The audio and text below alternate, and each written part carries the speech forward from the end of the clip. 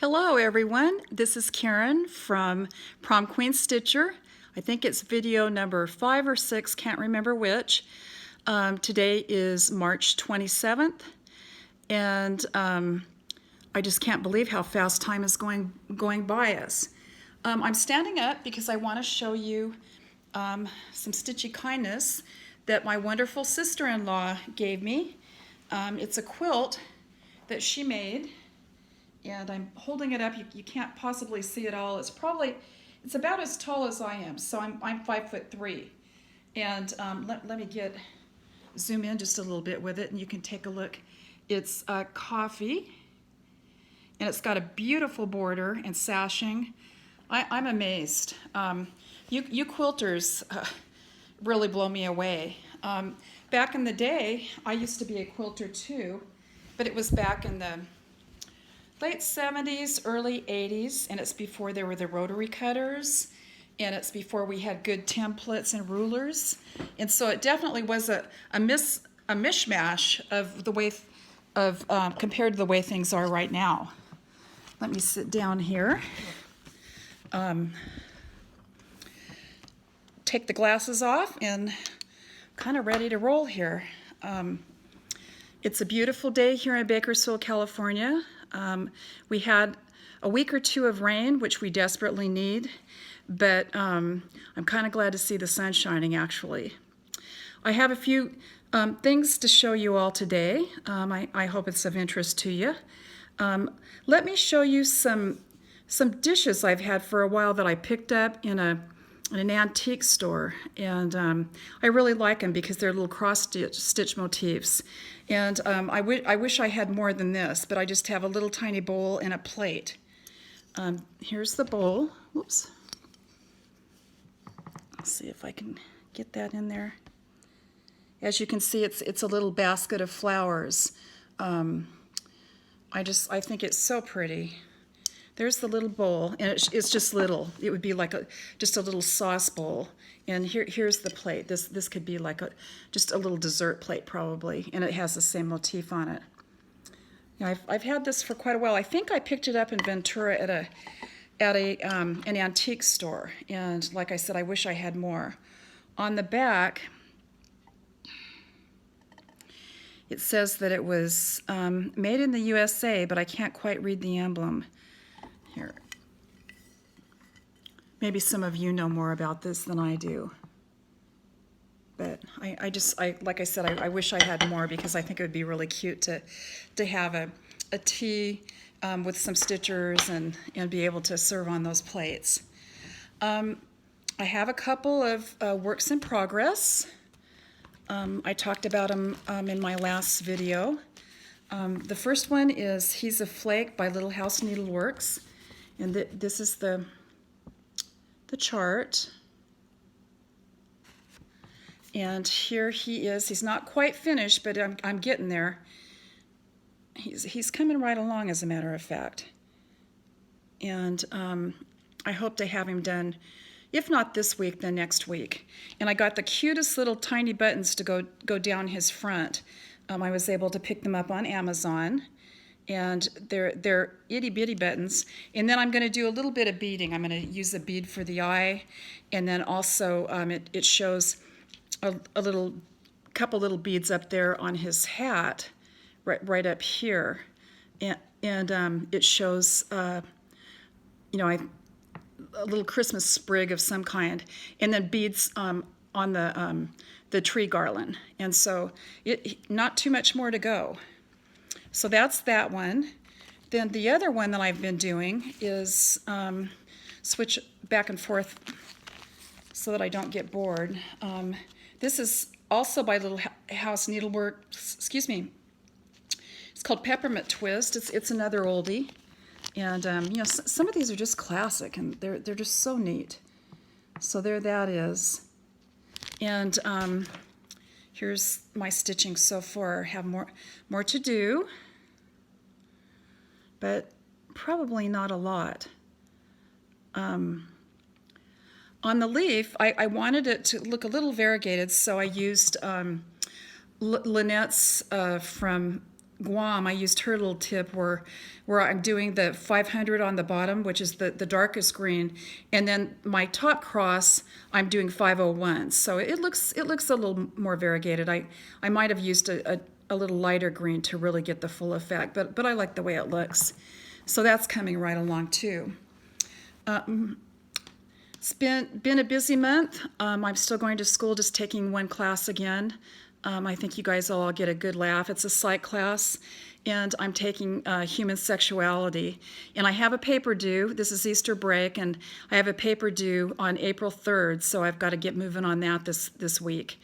And you know, it's been a really good class. You know, it's amazing, you know, how many good facts you find out. And I think the ickiest thing was the thing about sexually transmitted infections. It was just like, by the time we were done and our teacher ran one more slide up on the computer screen, I said to him, "Are we just about done with this?" And he started laughing, and he goes, "Yeah, this is the last one," because it was pretty graphic. But it's been a great class. I just take one a semester just to stay kind of focused and plugged in, and it's a way to be with young people who are going and doing things, and they don't seem to mind that there's this old lady in their class, although they do accuse me sometimes of wrecking the curve, because I go in prepared. I don't go, I do homework, I do my assignments, I do what I need to do, plus I participate a lot in class. And I think sometimes, you know, they're looking at me like, well, why does she think she always has the answers? And it's just like, well, you guys, it's a little bit of life experience for one thing. Another thing that I want to talk about, which is totally on a different subject, I want to ask you guys' help. And if you've been stitching a long time, about 20 years ago, there was a trend called duplicate stitching. And what it was is there were sweaters and little mini stockings that you could buy that were knit. And then what there were designs that were published, a lot by Sue Hillis, that showed that you could duplicate that little stockinette stitch, which you know, on a sweater or on the little stockings, and it was just kind of nice. It was just, you know, something that was easy to do. It was just a little bit of a change. Let me show you the book, one of the books that I have that was published by Sue Hillis. These are the little stockings that I'm talking about. And they're like little mini stockings. I know that they're under 6 inches tall, and they may even be shorter than that. Back in the day, I did a bunch of these as gifts for teachers and for friends for Christmas. As you can see, the St. Patrick's one has shamrocks, like a little pick in it that you can buy at Michael's or Hobby Lobby. And they just turned out really cute. It's about the size that you could put a gift card in if you wanted to do it as a Christmas gift or something for somebody. And you know, I found that they were just really nice. Didn't take a long time, but just looked really good. And like I said, the whole thing is duplicating that stockinette stitch, which is an inverted V. Actually, it's a V that you do, and it went really fast and it looked really cute. What I'm asking you all to do, especially those of you who've been around a long time, is if you ever see any of those mini stockings available, could you please let me know? I have maybe one left, and I got in touch with Sue Hillis and asked her if she had a source for them, and she said unfortunately no, that the gal who had made them for her no longer did them. They're all done by machine, and she did say to me though that it's possible to go ahead and have a friend, and I have several friends who are knitters, and see if maybe they could do some for me on a knitting machine or something. And she, you know, I said to her, well, I thought of that, but I said I didn't want to violate any copyright. And she said, well, the knitting world is different than the cross-stitch world. She said mostly they're trying to sell their yarns, and their patterns are available on like Ravelry and some of those sites. And she said they're not real fussy about it. So I thought, well, okay. So anyway, if anybody has a source for those or knows where I can get, you know, maybe 10 of them or something, I would really like to have them, because I'd like to do some more of those. Today, I would like to spotlight a couple of projects that I did back in the early 90s. You guys know I've been stitching a long time. And they're by La Broderie. And this is the first one that really caught my eye. It's a sampler done in specialty stitches. And I thought it was just so pretty. And it has some of those, has like the mother of pearl, like moon on it. And I just really liked it. I liked what the verse said too. The dreamers of dreams on whom the pale moon streams. And I just thought it was so very pretty. So anyway, this is one of them that I did. And it's dated on there 1994, so you know it's been a long time. And then here's another one that I did by this same designer. Same idea, you know, I used very similar colors so that they could be put in the same room. And this one says on it, I am the moon and the moon's, or I see the moon and the moon sees me. And then the other one is starlight, star bright. And then the third one is dream a little dream of me. And these are dated 1996 that I did them. So it was a real long time ago. But I just really liked her samplers. You know, they were specialty samplers. They weren't overly big. You know, used some nice colors back in the day, using water lilies and watercolor, you know, by Karen Collection. And it was just really, really nice. Now, I bought quite a few other samplers of hers. I haven't done anything else, but I would like to do them. This one is called Green. And, oh, by the way, there are nice photos on the front too, which is unusual. You know, they're actually photographs. And the one on the left is in English, and the one on the right is in Spanish. And it just says green. Let's see here. I love you, green wind and green branches. And then it has some trees and so on.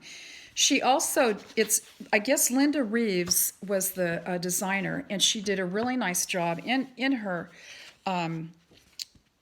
charts of, you know, showing, you know, the different stitches.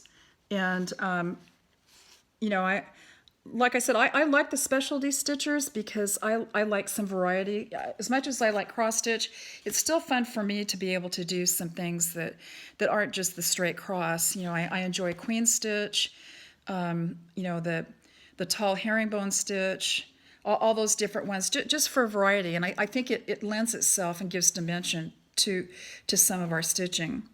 Here's another one that I'm kind of surprised I didn't do because it kind of goes with these other moon ones. I'm a moon child, by the way. I'm a Cancer when it comes to zodiac, and so I seem to be attracted to those things. This particular one is called Crescent Moon Sampler, and it says, through the clouds I'll never float until I have a little boat shaped like the crescent moon. And here this is right here. So I thought that one was really pretty too.